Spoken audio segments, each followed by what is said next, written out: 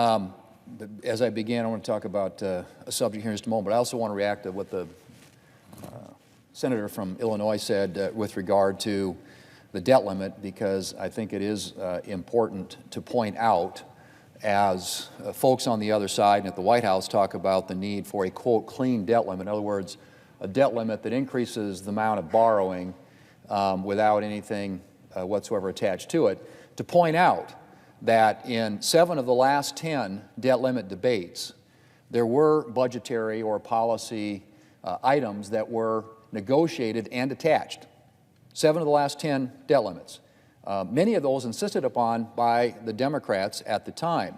And in fact, I pointed this out yesterday, but President Biden, when he was vice president back in 2011, made statements that he couldn't understand how anybody could not understand the importance or the need to negotiate on a debt limit increase other policy matters related, hopefully, to spending and debt. But it seems to me, at least, that a debt limit debate presents an opportunity to actually do something about the debt and to address the issue of spending. And there have been a number of good suggestions made in a bill that's sent over to us from the House of Representatives about how to do that, about how to save money, how to make government more efficient, reallocate, reprioritize how we spend money, and hopefully reduce the amount of debt that we actually have going forward, and perhaps the need to, again, raise the debt limit, because it seems like every time we have this conversation, everybody laments the fact that we have to do this and we have this huge debt. Well, one way to address that would be to actually have a conversation about what we might do to reduce the debt in the form of spending reforms and budgetary changes that could address both the spending and the debt issues. So 7 of the last 10 times that has happened, and in many cases instigated by the Democrat leaders, including Senator Schumer.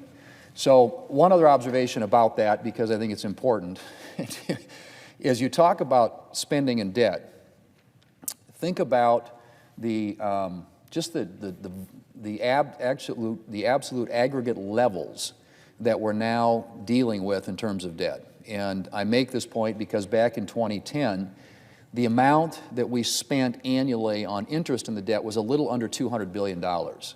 And in 2022, last year, the amount that we spent on interest on the debt, in other words, just to finance the debt, to pay the interest on the amount of borrowing that we have in this country, was $475 billion. So in that time period from 2010, we went from paying a little under $200 billion a year in interest on the debt to $475 billion a year in interest on the debt. That's a 142% increase, and that's going to go up dramatically, as we all know, because interest rates are going up. And so now the cost of borrowing is increasing dramatically. In fact, over the next 10 years, the estimate is that 50 cents out of every dollar that we borrow will go toward nothing but paying the interest on the debt. So when you're $31 trillion in the hole, $31 trillion in debt, it seems logical to me, and I think it does to most Americans, because they've weighed in on this, if you believe any of the polls, to address the issue of the debt as you're raising the debt limit, which is precisely what the House leadership, the House of Representatives, did when it passed a bill last week, sent it to the Senate for consideration, including a number of spending reforms that would reduce not only the amount of spending that we have, but also the amount of debt significantly, reduce the amount of debt over that time period by about $500 billion. That's it's actually significant higher than that, several $trillion over the next 10-year period. That's a significant amount of money. You say the amount of interest savings is about $500 billion. The total amount of savings on the debt is about $4.5 trillion. And so they are making an earnest effort at addressing what is I think, colossal problem for our country if we don't start reining it in and getting it under control. And I think it behooves the United States Senate to consider that, and the President as well, what we might do to address spending and debt, instead of declaring, as the Democrat leader did about the House bill, that it's dead on arrival in the Senate. There are a number of ideas in there that I think should be supported by both sides and that are meaningful in terms of what they do. obviously, by the amount that they would save. But 50 cents out of every dollar borrowed over the course of the next 10 years, in each of the next 10 years, would be used for nothing more than to pay interest on the debt which today, or as of last year, 2022, is already $475 billion each and every year. 65% of the American people, including 58% of Democrats, think that before we raise the debt limit, we ought to do something to put some restraints in place, some budgetary restraints that control the amount of spending in this country and therefore the amount of deficit and debt that we rack up. Mr. President, the budget President Biden released a few weeks ago is perhaps most notable for two things: the incredible levels of spending it proposes and its proposed $4.7 trillion in tax hikes. And again, in light of what I just mentioned with respect to the debt and the deficit, it seems ironic that you would put a budget on the table that would dramatically increase the amount of debt. At the end of the 10-year period, the debt would be $50 trillion. It would increase $17 trillion under the President's budget. But it also includes $4.7 trillion in tax hikes, on top of the hundreds of billions in tax hikes that Democrats passed last August as part of the Inflation Reduction Act. Mr. President, one thing that always strikes me when the President talks about tax hikes is how little his tax plans have to do with things like economic growth and prosperity.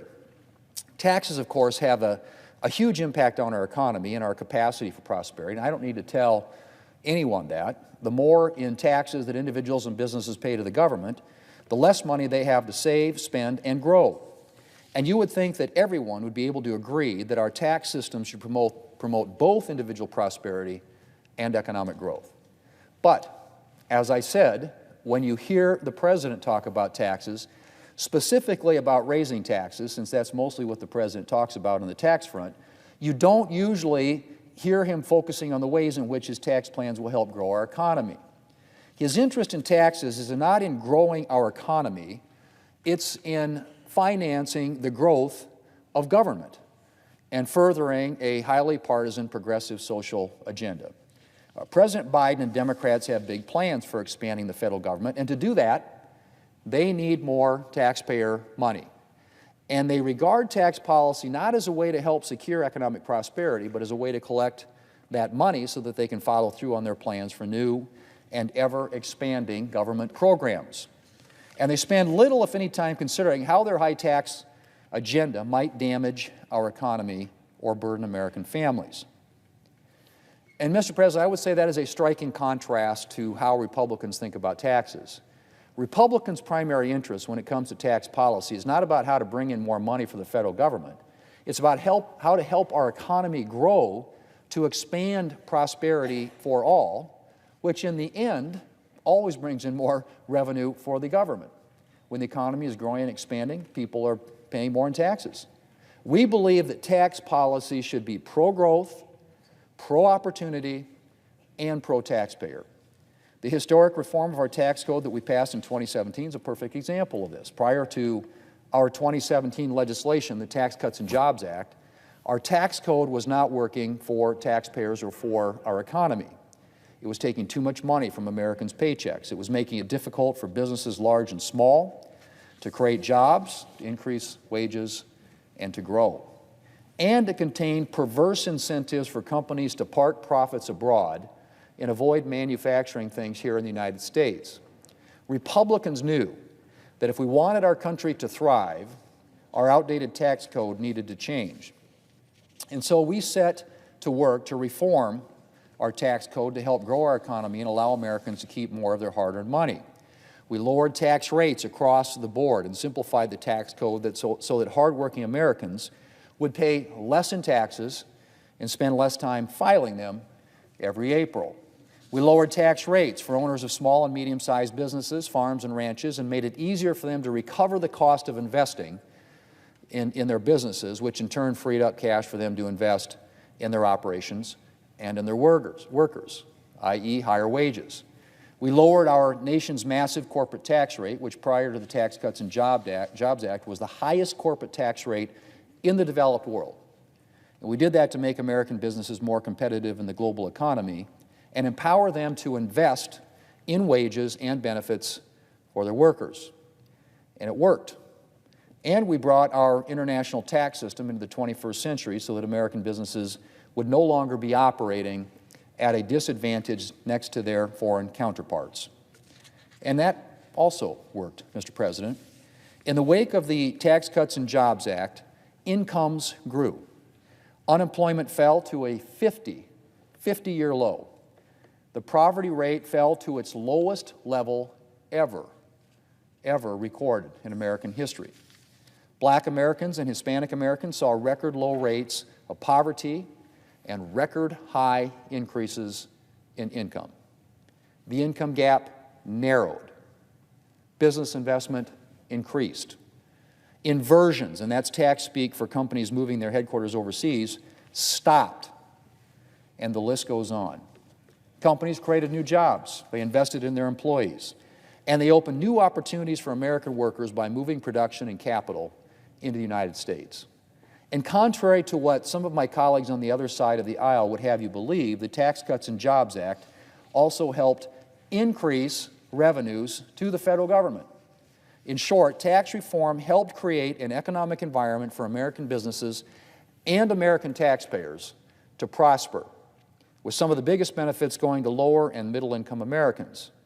And our economy's rebound from COVID, and much of the strength it still has after 2 years of Democrat-fueled inflation, is in large part due to the Tax Cuts and Jobs Act. Mr. President, we're at an inflection point right now when it comes to tax policy and to our economy. Key parts of the Tax Cuts and Jobs Act are set to expire in the not-too-distant future. And certain provisions that help boost American innovation and make it easier for small and medium-sized businesses to thrive, have already expired. And there are two ways we could go.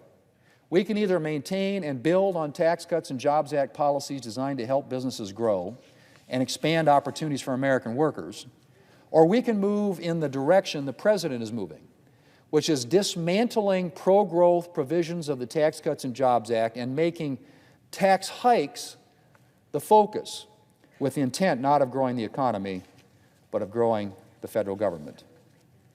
I, for one, believe we should be focusing on tax policies that help spur economic growth and help allow Americans to keep more of their hard-earned money. And I intend to do everything that I can to preserve the economic benefits of the Tax Cuts and Jobs Act by working with my colleagues to expand and make permanent its policies. Even the President has grudgingly agreed that the lower rates for individuals making under $400,000 should be continued. And I hope that he will work with members of Congress to make that happen in the very near future.